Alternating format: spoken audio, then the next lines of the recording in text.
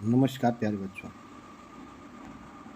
आशा है आप सभी कोई गर्मी छुट्टी का आनंद ले रहे होंगे और साथ ही अपना होमवर्क समय पर पूरा कर रहे होंगे। प्यारे बच्चों, कुछ बच्चों को वर्किंग मॉडल मिला होगा बनाने के लिए। ध्यान देंगे, उस मॉडल को बनाते समय घर के किसी बड़े के साथ में ज़रूर रखेंगे, क्योंकि कुछ ऐसे वर्किंग मॉडल भी आप लोग बना रहे होंगे जिसमें इलेक्ट्रिक करंट का सप्लाई कर रहे होंगे या कुछ और भी कटिंग करना होगा। तो इन सब कार्यों के लिए घर के किसी बड़ों का सहायता ज़रूर लें, खुद से उस पर अमल ना करें। ये तो हुई वर्किंग मॉडल बनाने की बात। साथ ही अपने इस समय का उपयोग एक अच्छे विकास के रूप में, एक पुनर्निर्माण के रूप में हम इस समय का उपयोग कर सकते हैं। एक अच्छा रूटीन फॉलो करें। नित्य प्रतिदिन सुबह 4 से 4:30 बजे तक आप जग कर व्यायाम करें, अंकुरित अनाज खाएं और फिर सुबह को कुछ पढ़ाई ज़रूर करें। सुबह का जो समय होता है वो मस्तिष्क हमारा खाली रहता है और हम जो भी पढ़ेंगे वो हमें बहुत जल्द ही याद हो जाएगा, जो हमारे लिए बहुत ही फ़ायदेमंद है।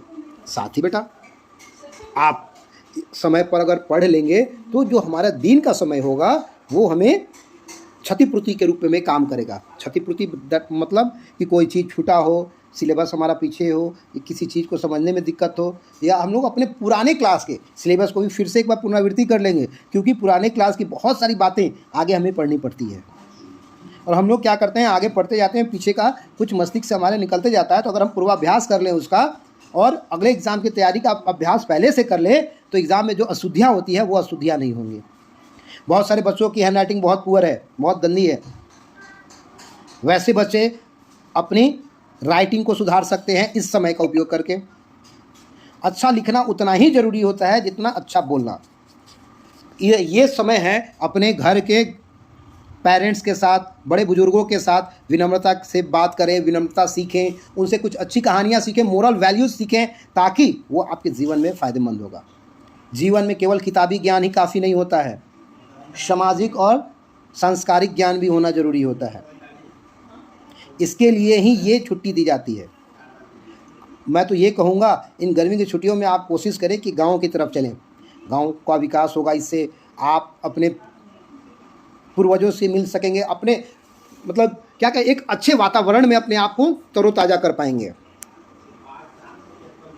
सभी बच्चे एक नियमित रूप से व्यायाम जरूर करें। सुबह उठकर योग व्यायाम करें, प्राणायाम करें। ये हमारे मन मस्तिष्क को स्वस्थ बनाने का काम करता है। प्यारे बच्चों, हम जितना पढ़ने पे फोकस करते हैं उतना ही हमारे अंदर हमारी संस्कारिक बातें भी होनी चाहिए, संस्कारिकता भी होनी चाहिए, बड़े बुजुर्गों के प्रति विनम्रता होनी चाहिए। बहुत सारे ऐसे बच्चे होते हैं जो माता पिता से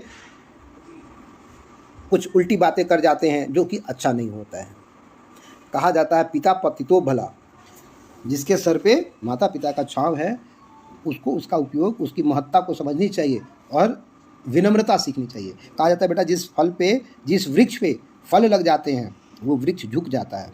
यानी जिसके अंदर ज्ञान आता है उसको विनम्र होना पड़ता है। तो अगर आपके अंदर थोड़ा ज्ञान है तो आप विनम्र बनना सीखिए, बड़े बुजुर्गों से अदब से बात करना सीखिए। ये वो समय है जब हम बड़े बुजुर्गों के सानिध्य में रहकर उनसे अच्छी अच्छी बातें सीख सकते हैं, सामाजिकता सीख सकते हैं, संस्कारिकता सीख सकते हैं, जो हमारे लिए बहुत फ़ायदेमंद है। आशा है आप इस समय का सही उपयोग करके अपने जीवन को एक अच्छे कदम की ओर, एक अच्छे राह की ओर ले चलेंगे, जो आपको एक अच्छा इंसान बनाएगा, जो आपको एक महान इंसान की तरफ बनाएगा। हम में और एक बड़े लोगों में एक यही अंतर होता है कि हम लोग कुछ महानता की तरफ नहीं जानते हैं और बस हम लोग केवल पढ़ के अपना जीवन यापन करना सीखते हैं। वे लोग कुछ और इससे अधिक करना सीखते हैं, इसलिए वे महान बन जाते हैं। आशा है मेरी बातें को आप बहुत ध्यान से और सुनेंगे, समझेंगे और आप इसका सही अपने जीवन में धारण भी करेंगे। तब जाके हमारा समाज महान बनेगा, हम सब महान बनेंगे और एक अच्छे सांस्कारिक माहौल का निर्माण होगा। धन्यवाद। और फिर आगे कुछ और अच्छी बातों को लेकर मैं पुनः आऊँगा।